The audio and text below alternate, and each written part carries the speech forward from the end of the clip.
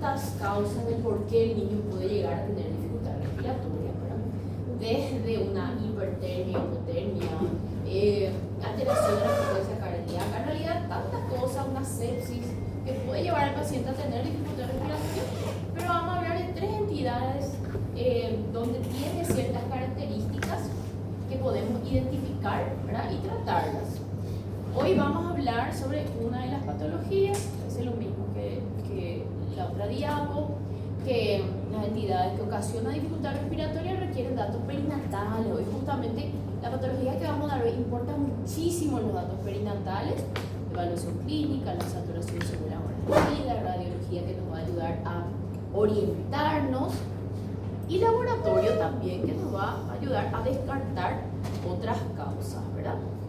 Hoy vamos a hablar del síndrome de aspiración del líquido amniótico meconial, llamado así justamente por la presencia de meconio debajo de las cuerdas vocales en un paciente donde se presenta una dificultad respiratoria. Entonces, esa LAM, o síndrome de aspiración del líquido amniótico meconial, va a ser cuando hay presencia de meconio debajo de las cuerdas vocales, pero el niño tiene una dificultad respiratoria clara, ¿sí? Ok. Entonces, se define como la enfermedad respiratoria en la que se desarrolla a corto plazo después del nacimiento.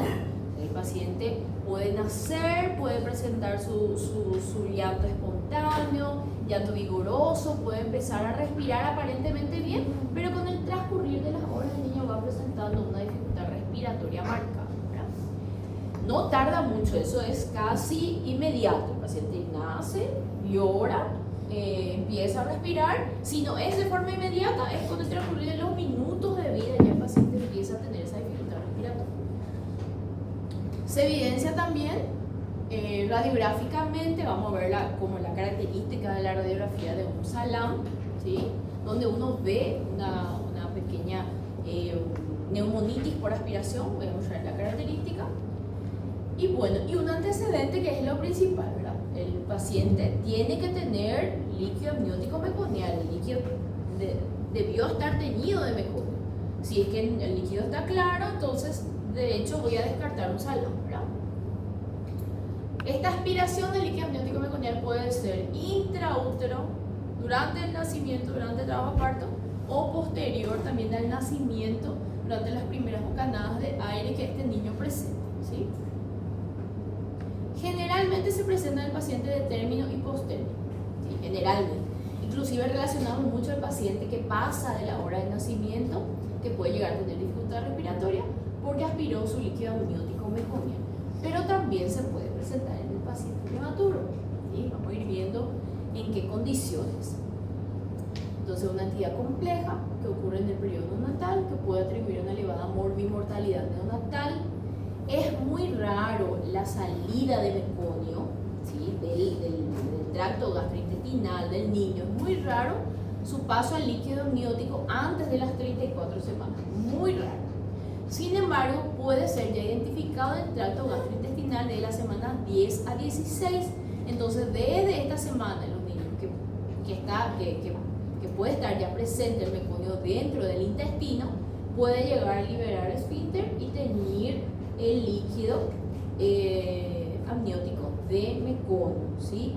¿Y en quiénes sucede eso? ¿Cuándo sucede? Cualquier alteración del bienestar fetal del paciente, ¿sí?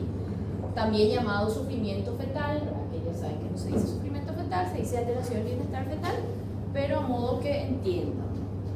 Entonces, todo niño que presenta ese sufrimiento fetal puede llegar a liberar esfínter antes de tiempo. Y si estaba presente el meconio ya en ese momento, entonces va a teñir el líquido amniótico de color verdoso o presencia de meconio.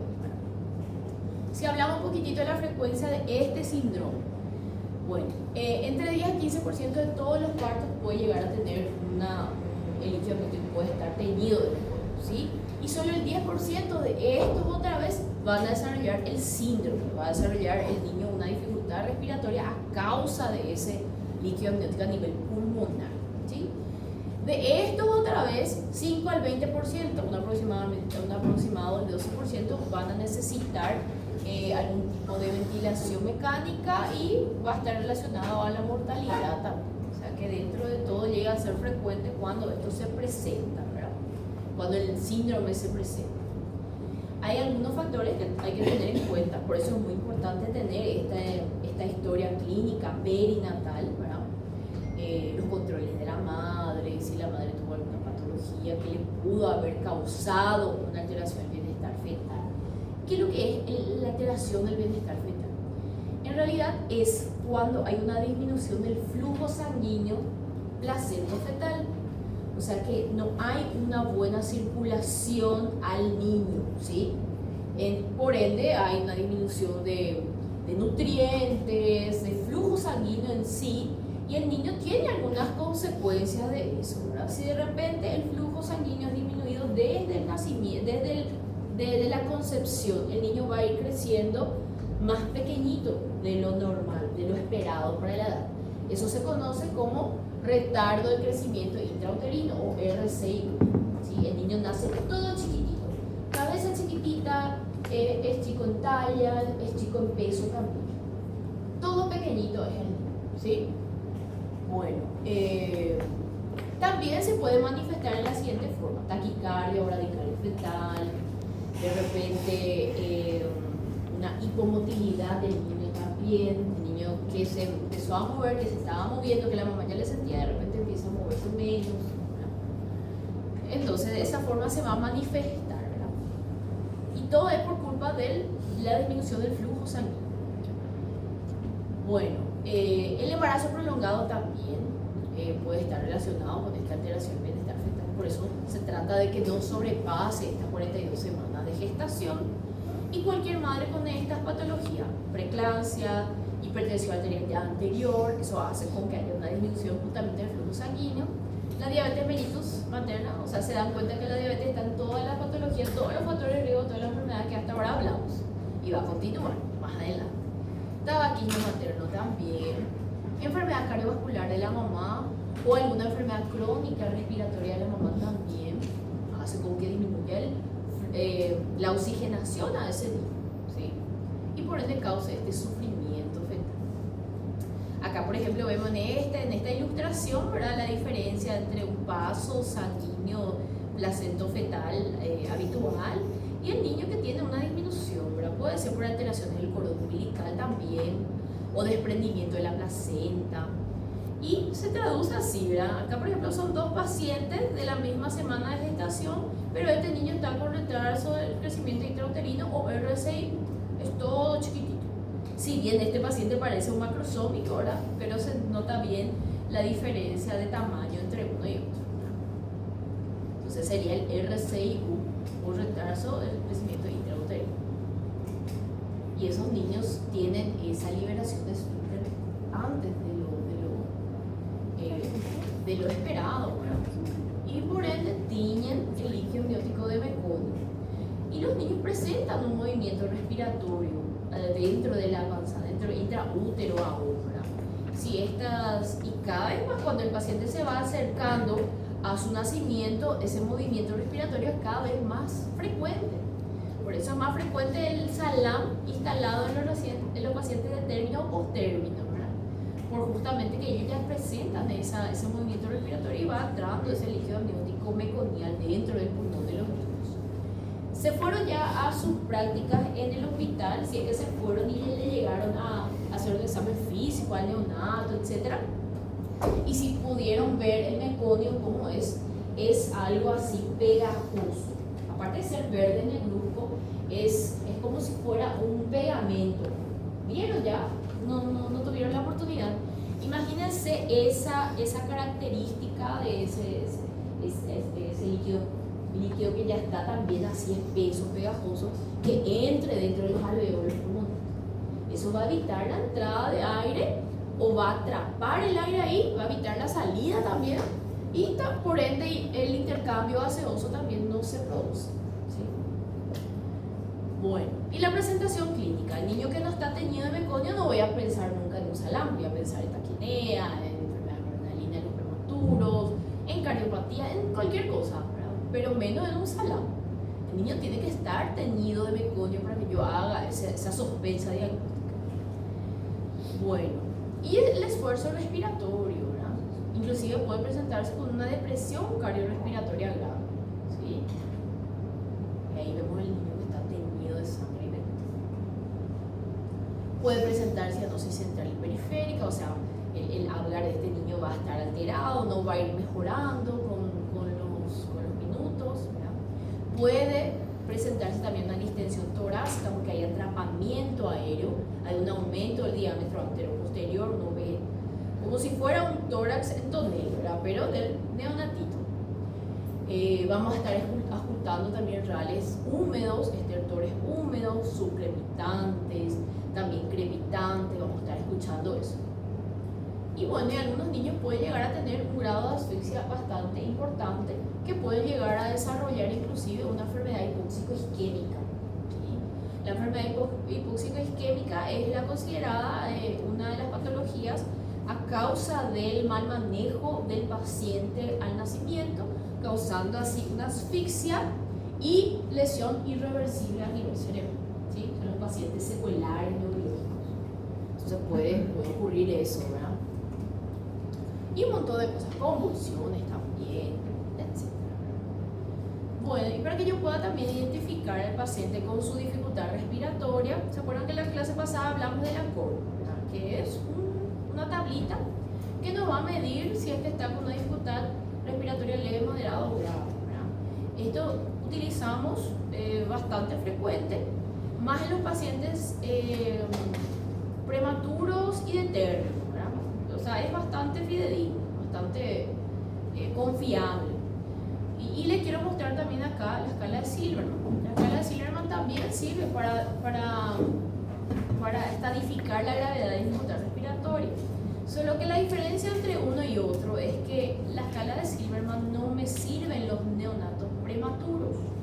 Porque si se fijan, todo lo que está puntuando, o la mayoría de lo que puntúa, es esfuerzo respiratorio. Es utilización de músculo accesorio, acá por ejemplo aleteo nasal, retracción sifoidea, tiraje, etc. Y el neonato prematuro no tiene desarrollada en su totalidad la musculatura, ¿sí?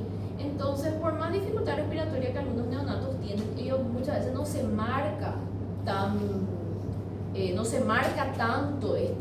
no tienen tanta contractilidad o esfuerzo, o sea, no se marca tanto las retracciones costales, etc.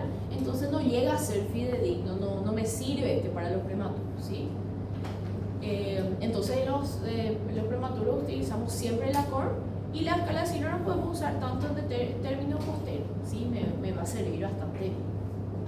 Y bueno, y tiene los valores de 0, 1, 2, que también es lo mismo, ¿verdad? Voy a ir puntuando, y una escala, una dificultad leve sería de 1 a 3 puntos, 4 a 6 moderada y de 7 a 10 ya una dificultad respiratoria 0.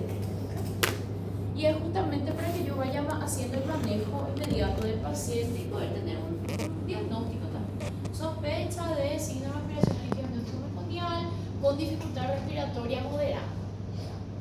El manejo del paciente con dificultad respiratoria moderada. Entonces, para estadificar su dificultad respiratoria. Bueno, el diagnóstico es clínico. Vamos a sospechar en quién, en un paciente que tiene una dificultad respiratoria de comienzo precoz con antecedente de líquido meconial. Acá vemos un bebé que parece prematuro, ¿verdad? Por su tamaño, vamos a decir un RCIQ, pero está todo teñido de meconia, nuevamente les digo eso. Puede tener grado variable de hipoxia, ¿verdad? Requerimiento de maniobra de reanimación, los que están más afectados, ¿verdad? Y al hacer la intubación probablemente vamos a ver meconio en la tráquea. Ahí ya hacemos el diagnóstico prácticamente, ¿verdad? El niño está todo impregnado de ese meconio. Tenemos también una característica en la radiografía. Si miramos solamente la radiografía sin tener su antecedente, sin tener datos del paciente, no vamos a ver si esto es una enfermedad prenatalina, grado 2, 3, ¿verdad? O es un SALAM, o no vamos a saber, ¿verdad? Porque acuérdense que los estudios son complementarios. O sea, sea, inclusive nosotros podemos ver un salam con una radiografía al inicio normal y que con el pasar del tiempo va quedando más, con más acúmulo de secreción, ¿verdad? Entonces, describe como un panal de abeja, ¿verdad? Así describe en nuestro manual, que se ve condensaciones alveolares algodonosas y difusas alternando con zonas hiperaireadas, imagen de panal de abeja. Y si miramos así detalladamente, sí podemos ver, parece todo salpicado, ¿verdad? Acá lo que se ve un poquitito más de condensaciones algodonosas, ¿verdad? Que son pequeños acúmulos en los alveolos de justamente el meconio, ¿verdad? Que se va a peotonear todo ahí en los alveolos y da esta imagen. Lo que sí solemos ver es esta horizontalización de costillas, que justamente por el atrapamiento aéreo, ¿verdad? A veces tenemos descenso de diafragma, acá por ejemplo no se ve, acá no se ve aplanamiento de diafragma, pero sí se ve la horizontalización de costillas. Podemos ver así los infiltrados algodonosos, eso es lo que podemos ver, ¿verdad? Pero como les dije, la radiografía no me sirve si es que yo no tengo ya un cuadro clínico compatible, ¿verdad? Acá nuevamente. Entonces, si miro solamente esto, también puedo pensar que una enfermedad de membrana hialina grado 4. Casi no se ve más la silueta cardíaca, ¿verdad? Entonces, siempre es importante la clínica previa, la historia clínica, constatar esa presencia de meconio. Entonces, ¿qué podemos ver? Podemos ver panal de abeja, podemos ver una hiperinsuflación, podemos ver un diafragma aplanado, escape aéreo y muchas veces sucede esto también. ¿Qué es esto? Acá lo dice. Es un neumotórax, ¿sí? Esto es un neumotórax, esto es escape aéreo, ¿verdad? Esto se debe muchas veces a la presión que nosotros también le vamos instalando al paciente, ya que este niño, por ejemplo, ya está complejizado, está intubado, tiene zona orogástrica, probablemente está siendo ventilado, ¿verdad? Entonces ahí con grandes cantidades de presiones nosotros solemos hacer este neumotórax. Y es muy frecuente ver en el paciente con salam, ¿sí? Un salam grave que intubado hace este tipo de neumotórax. Atención. Y a modo de comparar un poquitito, ¿verdad? ¿Qué es lo que encontramos?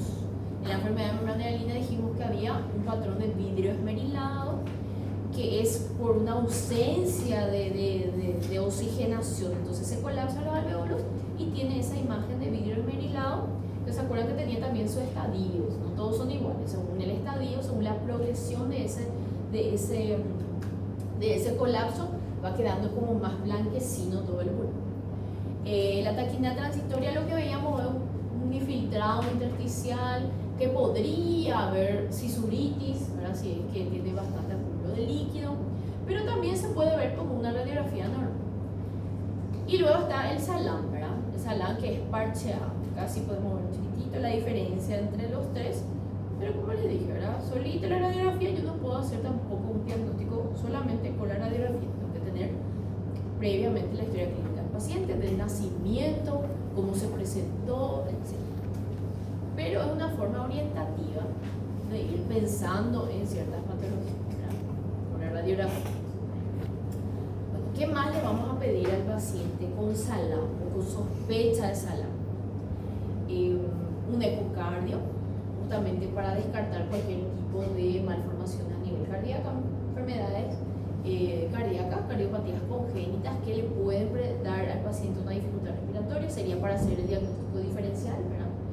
Porque no todo paciente también que está teñido de meconio y tiene dificultad respiratoria va a ser solamente salam. Debo de descartar, principalmente cardiopatías congénitas. También debo de descartar infecciones, siempre. Paciente que presenta dificultad respiratoria, yo debo descartar infecciones. El patógeno más temido en realidad del paciente que presenta dificultad respiratoria ya en el nacimiento es la listeria monocitógena, ¿sí? Es una de las bacterias que producen una sepsis rápidamente progresiva, una sepsis neonatal temprana. Entonces se le solicita también hemograma, PCR, los cultivos, ¿verdad? Se le va pidiendo. Ecocardio también cuando se sospecha de hipertensión pulmonar. La hipertensión pulmonar también es consecuencia de la dificultad respiratoria progresiva a causa del salam, ¿sí? Y luego los estudios para ver la parte general del paciente, ¿verdad?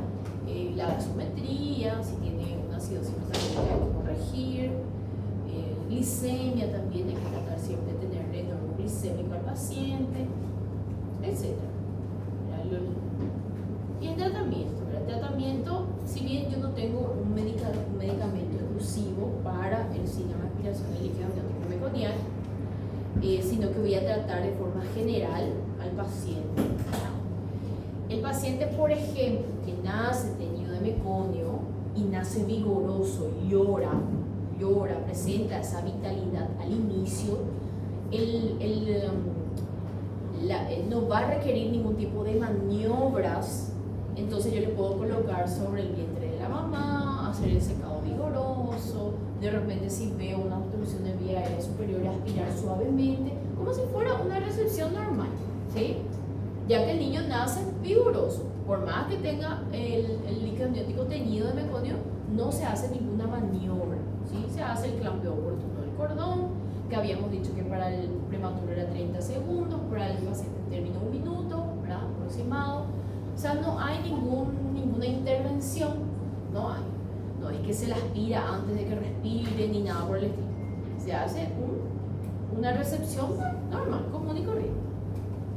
Ahora, si recién nacido nace deprimido, ahí cambia las cosas. Pero también no hay ninguna maniobra especial para el salado. ¿Sí? Eso quiero que quede bastante claro. Si el niño cumple los criterios de una reanimación no natal, ustedes ya están dando reanimación con la doctora Alma. Bueno, si yo identifico una frecuencia cardíaca menor a 100, paciente no respira, no llora, no tiene tono, le hago la reanimación no natal, que empieza con la BPP, después se ve Mr. Sopa, ahí sí, si yo identifico que tiene secreción, si tiene líquido amniótico espeso, le aspiro, se sigue el mismo protocolo, se intuba, y si veo ahí las secreciones espesas en la tráquea, la aspiro ahí, pero se hace el mismo algoritmo de reanimación natal, ¿sí? ¿Por qué le enfoco en eso? Porque antiguamente, antiguamente se pensaba, se hacía de esta forma, el niño nacía y antes de que yo empiece a ventilarle, se le intubaba al paciente y se aspiraba el líquido amniótico meconial. Porque en teoría, si es que yo le ventilaba, se iba a esparcir ese líquido amniótico, ¿sí?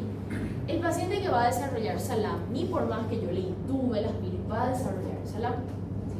Porque probablemente ya estaba ese líquido amniótico bastante tiempo o ya habrá aspirado. O sea, no hay suficientes pruebas o evidencia que demuestren que la intubación precoz y la aspiración de la tráquea disminuya el riesgo de desarrollar SALAM. ¿Y qué es lo que yo estoy haciendo? Si le intubo primero y después le ventilo, estoy retrasando la administración de oxígeno a mi paciente.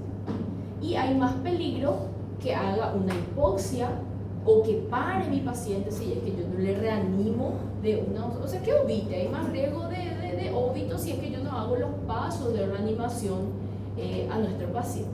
Entonces no se salta, se sigue haciendo nuestro algoritmo de reanimación totalmente normal. Lo único que de repente va a cambiar es la secreción ahí espesa y que voy a estar aspirando, ¿verdad? Entonces sabe que los primeros 5 pasos, calentar, posicionar, aspirar, después, ¿qué era otro? ¿Vale? Calentar, posicionar, secar, bueno, estimular, ¿verdad? Y ahí cuando yo le estoy secando, posicionando, veo las secreciones, le puedo aspirar con la perita de goma, etcétera, lo mismo, ¿verdad? Y ahí de repente el paciente ya llora. Entonces no se saltea ningún paso de la reanimación, sigue siendo la BPP mi principal maniobra para estos niños que requieren una reanimación neonatal, sea con líquido amniótico o sin líquido amniótico. Por lo tanto, se deberá realizar un análisis individual, claro, de cada paciente, ¿verdad? Pero siempre priorizar la BPP y la oxigenación del paciente, ¿verdad? Y si hay sospecha nada más de obstrucción de vías aéreas respiratorias, ahí sí se va a proceder a la intubación y aspiración, que justamente sigue a mi Mr. Sopa, ¿verdad? Si es que la ventilación no funciona, se llega a la parte de aspiración y si no mejora con eso, se pasa a alternar vía aérea, que es la última letra de mi Mr. Sopa. Ya llegaron en el Mr. Sopa, todavía en reanimación van a ver que el Mr. Sopa son los pasos correctivos de la BPP. Y el último, sopa, la última letra es alternar vía aérea. Ahí sería intubación y luego aspirar esta secreción más espesa, ¿verdad? O sea que no hay ningún cambio, no es porque está teñido de meconio que yo le voy a hacer alguna maniobra previa, pero yo quiero que quede bien claro, ¿verdad? Lo que podríamos hacer y lo que podría ser una diferencia de un niño que no tiene líquido amniótico meconial es utilizar algunos tubos y adaptadores especiales. Acá, por ejemplo, vemos un tubo endotraqueal que tiene su CAF, ¿verdad? Que se insufla aquí, en esta canulita. Esto es para que no se desplace el tubo endotraqueal, ¿sí? Una vez que está en buena posición, se insufla el CAF y queda como más fijo y evita también el escape de aire. Y luego este que ven acá, esto no es habitual que tenga el tubo endotraqueal. Esto es un tubo endotraqueal que viene incorporado con un aspirador. Este es el aspirador de meconio, ¿sí? Entonces, de repente, si yo veo que un niño que se requiere intubación y yo tengo este tipo de tubo, voy a optar siempre por este tipo de tubo endotraqueal, porque ya viene un aspirador incorporado, ¿sí? Y eso evita que yo de repente deje de ventilarle para aspirar. Ya está incorporado, entonces es más fácil, ¿verdad? Si es que yo no tengo ese tubo, y si yo tengo un adaptador, este sería un adaptador, donde le voy a ventilar por esta parte un poco más gruesa, donde va a ir el ambú o la bolsa válvula mascarilla, que es nuestro ambú, más conocido como ambú. Y en este agujerito más pequeño va a ir la sonda de aspiración, ¿sí? Entonces, y cuando se le aspira todo esto, tiene una tapita y se tapa para evitar también el escape. Entonces le puedo ventilar y le puedo aspirar por este compartimento. Y en el caso de que yo no tenga ni el tubo que tiene el aspirador incorporado o el adaptador, simplemente le voy a intubar, voy a ventilar, veo que está taponado, le saco mi mascarilla, mi bolsa válvula, ¿verdad? Que es mi ventilador manual. Ahí introduzco nuestro catéter de aspiración, le aspiro todo y luego le vuelvo a ventilar, ¿sí? Se hace de esa forma habitualmente porque justamente no hay ni el adaptador ni el tubo con el aspirador incorporado, ¿verdad? Se podría hacer también, pero siempre y cuando hay. Entonces eso es lo único que podría ser distinto, ¿sí? El resto es igual. Bueno, y el manejo del paciente, una vez que se hace una buena reanimación, el paciente ya está intubado, veo que tiene una dificultad inclusive para ventilarle a causa de ese líquido amniótico pegotoneado todo en el pulmón de este niño. Obviamente este paciente tiene que ser manejado o en terapia intermedia si no está intubado, o en terapia intensiva si es que requiere una conexión a un respirador, ¿verdad? Es muy importante tratar de mantenerle toda la normalidad, normotérmico, normoglicémico, normohidratado. Entonces posicionar un ambiente térmico neutro y tratar de mantenerle todo su basal, ¿verdad? Incubadora si es prematuro y servocuna o cuna radiante si es un paciente de término postérmino. Pedir la radiografía de tórax no solamente para ver ese patrón de panal de abeja, sino que para poder descartar que no haya también un neumotórax o una hipoplasia pulmonar, para hacer los diagnósticos diferenciales también, ¿verdad? Porque el neumotórax tiene un tratamiento de inmediato. Yo identifico el neumotórax y yo tengo que drenar ese aire que está fuera de mi pulmón, o esto puede comprimir el corazón y el paciente puede hacer un paro, ¿sí?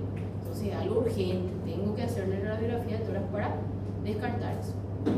Y luego, lo que ya estuvimos hablando, la gasometría, medida del serial arterial, no se toma del cordón umbilical, tiene que ser en sangre periférica, glicemia, calcemia, hemograma, PCR, tipificación. Porque sabemos también que una hipoglicemia, una hipocalcemia puede hacer que el paciente presente una dificultad respiratoria. Una infección también puede hacer que el paciente presente una dificultad respiratoria.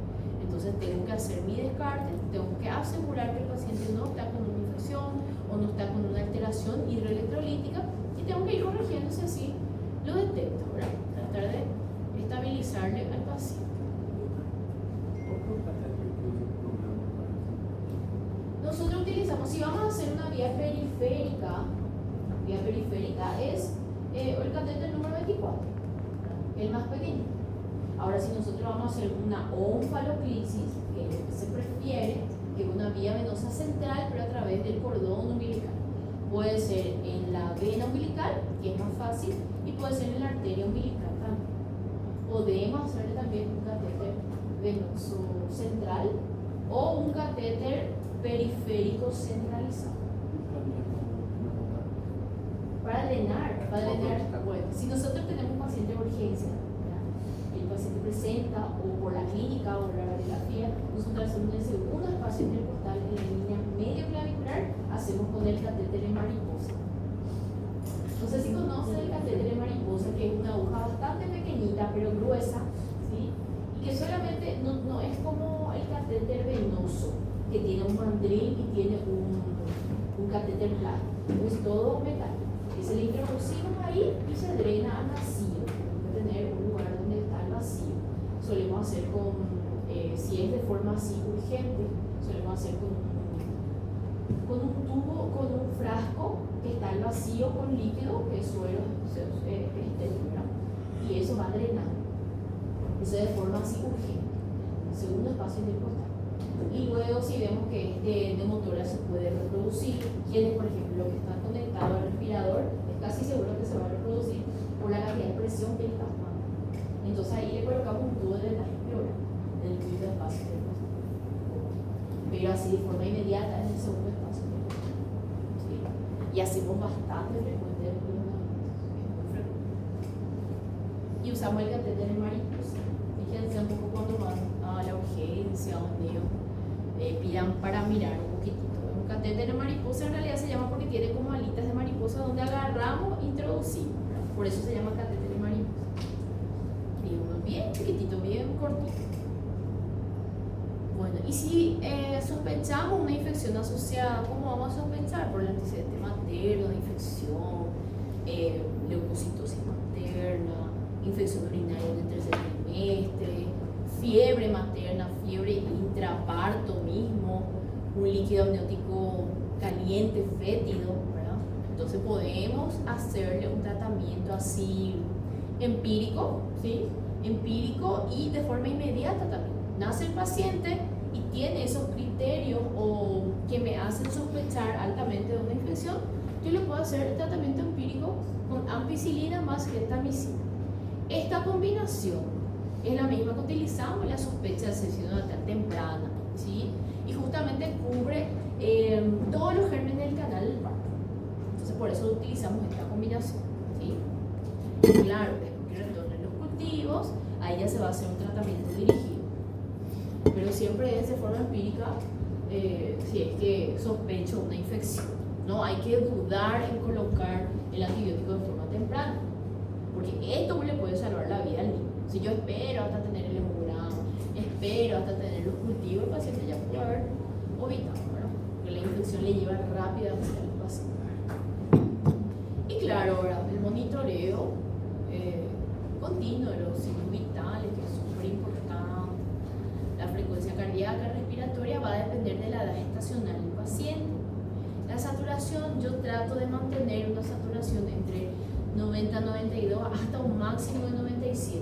Yo no busco un 100%, porque así como la hipoxia le hace daño a mi paciente, la hiperoxia también daña cerebral, daña a nivel del cerebro, daña a nivel ocular también. Entonces trato de no busco el 100%, hasta un 97%. ¿Sí? Y luego la presión arterial. Importante destacar un poquitito, cuando hablamos de presión arterial en el neonato, también depende de la edad gestacional del paciente, ¿sí? Nosotros tenemos según la edad gestacional el parámetro que es normal para esa edad gestacional. Y cuando hablamos de salame o el paciente que está justamente conectado al respirador y hay algún riesgo de asfixia, de hipoxia, siempre vamos a tender o vamos a preferir una presión arterial un poco más elevada, ¿sí? Siempre el rango mayor de su presión arterial. La hipotensión es mucho más riesgosa acá para el paciente que una hipertensión. Bueno, otro estudio que le vamos a hacer, la ecografía justamente para ver si hay algún tipo de hipertensión pulmonar, algún tipo de cardiopatía congénita, buscar. Con relación al acceso venoso que estuvimos también hablando, el cateterismo umbilical se prefiere de entrada, ¿sí? De entrada se prefiere el cateterismo umbilical, que es una onfaloclisis, también se le llama, que es un catéter mucho más prolongado que se va a introducir y va a quedar en la vena cava inferior, ¿sí?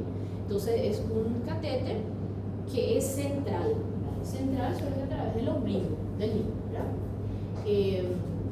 Solo que no dura mucho tiempo, un máximo de 10 días. A veces se cae el muñón umbilical y persiste el catéter umbilical. Pero lo malo del cateterismo umbilical es que está muy relacionado con infecciones a nivel local. Entonces es de difícil manejo, de difícil aseo. Y muchas veces cuando el niño va a empezar a alimentarse también se prefiere que no tenga su acceso venoso umbilical, ¿sí? Porque debería de cerrarse ya esos vasos para que él empiece a alimentarse. Entonces, no solamente al inicio del tratamiento, luego se prefiere o una periférica centralizada o una central, si es que va a estar con drogas así que requiere un acceso venoso más centralizado. Bueno, claramente este paciente que está con dificultad respiratoria también no va a alimentarse al inicio, tenemos que asegurar que él esté hemodinámicamente estable y que su dificultad respiratoria haya mejorado un poquitito.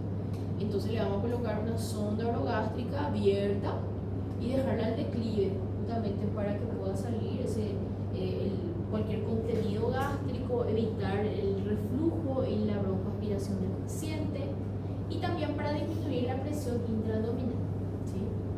No se le da de comer entonces, y ya que no se le da de comer, el paciente tiene que estar bien hidratado también, ¿verdad? Y bueno, y si es que se sospecha una asfixia perinatal del paciente, hay que restringir los líquidos, hay que sobrehidratar al paciente para prevenir cualquier edema y un empeoramiento de esa hipoxia también. La glicemia es importante, el calcio también, porque son uno de los principales causantes de un empeoramiento de dificultad respiratoria, tanto la hipoglicemia como la hipocalcemia, ¿sí? Entonces mantener el rango, corregir si es necesario. La dosimetría, si tengo una acidosis metabólica, también corregir la acidosis. Bueno, y tratar de alimentarle al niño cuanto antes, siempre y cuando esté ya hemodinámicamente estable y la respiración también esté mejorada, ¿sí? Importante también que sepan que cuando no logro una alimentación parenteral entre el tercer y quinto día de vida, yo ya tengo que iniciar la nutrición parenteral. Lo que vemos acá es como si fuera un suero, o sea, es una leche en realidad, es un alimento, algo preparado que tiene proteínas, lípidos, tiene su porcentaje de destroza, es una alimentación súper completa, solo que se va por vía venosa, ¿sí? Como una leche preparada para que vaya por vía parenteral. Y esto se utiliza justamente para que el niño no baje de peso, reciba todos los nutrientes, porque con el suero, la destroza y los electrolitos, el niño va a bajar de peso, no le está nutriendo al paciente. Entonces, ir colocando de forma precoz también para evitar que el niño descienda mucho de peso y empeore su estado clínico de forma general, ¿verdad? Bueno, otro manejo también que sería, ¿verdad? Los niños que están intubados, los niños principalmente de término y posttérmino, puede que requieran una sedación suave, que utilizamos morfina y fentanilo. Podemos indicar principalmente los de término y posttérmino, porque los prematuros generalmente ellos se relajan. Una vez que se le intuba, que se le ventila, ellos se relajan. Inclusive algunos hacen apnea, ¿verdad? O sea, se olvidan de respirar. No están suficientemente maduros para mantener su frecuencia respiratoria, entonces ellos no necesitan muchas veces sedación. Ya el paciente más grande tiende a respirar y muchas veces incomoda con el respirador, entonces se le hace como una sedación más suave, ¿verdad? Algunos también requieren algún tipo de relajante muscular, pero es bien individualizado. Sería también uno de los manejos del paciente intubado, ¿sí? Bueno, se fijan que no hay una medicación específica para eliminación del líquido amniótico meconiano, no hay, solamente tratar de forma general al paciente. Este manejo que estamos hablando no es solamente el salame, es cualquier paciente que está intubado, que está en respirador. El oxígeno, como les dije, hay que tratar de mantener entre estos parámetros, un 90-97%, evitar la hipoxemia, la hiperoxia también, y la ventilación mecánica, ¿verdad? Hasta que el paciente vaya respirando solo y ir disminuyendo los parámetros de a poquito. Bueno, luego está la fisioterapia respiratoria, que es indicado en ciertos pacientes. Cuando tengo pacientes que tienen una hipertensión pulmonar, evito. Pero los pacientes que no presentan una hipertensión pulmonar está bastante indicada justamente porque ayuda a la eliminación de ese meconio que inicialmente estaba dentro del pulmoncito del niño. Se le hace la fisioterapia respiratoria y luego se hace la aspiración y se ve bastante eliminación de esto. Y también lo que se podría hacer principalmente en los niños con salam, que no están mejorando, no están respondiendo, no están evolucionando bien, podríamos utilizar el surfactante alveolar. En este caso, el surfactante alveolar también va a estar disminuido en estos niños, ya que el meconio está tomando ese alveolo.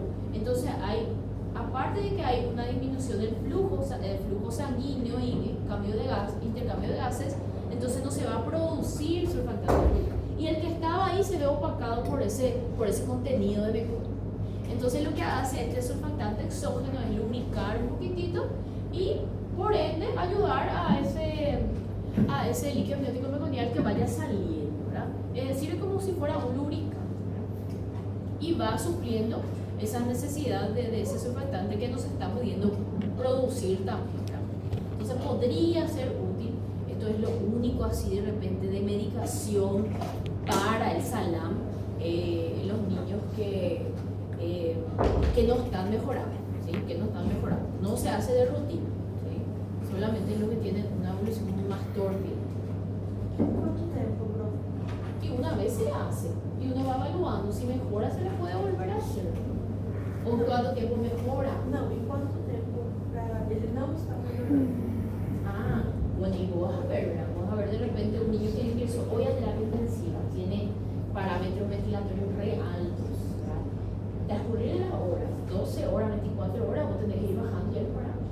Si vos ves que el paciente requiere más presión, más FiO2, no respira solo, requiere de repente relajante muscular, ya tu surfactante, pero vaya, 24 horas el paciente ya tiene que ir mejorando, ¿sí? Esto es, cuanto antes que yo le tengo que quitar esa respiración mecánica del paciente, cuanto más tiempo está conectado al respirador, acuérdense, puede desarrollar una broncodisplasia pulmonar, que es una alteración del epitelio broncopulmonar, que le hace al paciente ser después un pulmonar crónico. Entonces ya le puedo hacer. Si vos pensás que el paciente está bastante delicado y está en empeoramiento clínico progresivo, lo haces. No hay así un tiempo, ¿verdad? Específico. Como les dije, no se hace de rutina, pero uno va evaluando. Cada niño pues es un individuo que requiere una evaluación así bien minuciosa y cada uno va viendo si es que cuál es lo mejor para él, ¿verdad? Pero se puede, está bastante justificado. ¿Y por qué no se hace de rutina? Y bueno, acuérdense que el surfactante alveolar también tiene complicaciones, puede hacer hipotensión, puede hacer hemorragia pulmonar, ¿verdad? También tiene reacciones adversas. Y si no necesita y yo le hago y presenta esas complicaciones, por eso tiene que estar bien justificado. Bueno, y luego la hemodinamia, el paciente tengo que dejarle con una hemodinamia estable. Al inicio de repente puede requerir goteo de drogas vasoactivas, lo que más utilizamos es adrenalina, noradrenalina, milrinona, que también es inotrópico. La presión arterial, como les dije, tiene que estar adecuada a su edad gestacional, pero siempre tendiendo a más, ¿sí? No a menos. Y como podemos saber, también la presión arterial ideal es aquella con la cual el niño mantiene una frecuencia cardíaca acorde a su edad gestacional y que esté orinando. Eso quiere decir que con la presión arterial que yo estoy manteniendo llega bien el flujo sanguíneo a nivel de los riñones. Importantísimo controlar la diuresis del paciente, el balance hidrosalino estricto, lo que entra o lo que sale. Súper importante. Siempre evitando una hiperhidratación para evitar también el edema cerebral. En realidad es muy complejo, es bien complejo el manejo de estos pacientes en terapia intensiva. Yo les estoy diciendo un pantallazo nada más para que se puedan ubicar, pero es bastante, el manejo de medio interno es bastante complejo. Bueno, ¿y cómo voy a prevenir este síndrome de aspiración de líquido peritoneal? El síndrome instalado. Ya va a depender también del ginecólogo, de los tetras. Desde ahí ya tenemos que ir previniendo eso.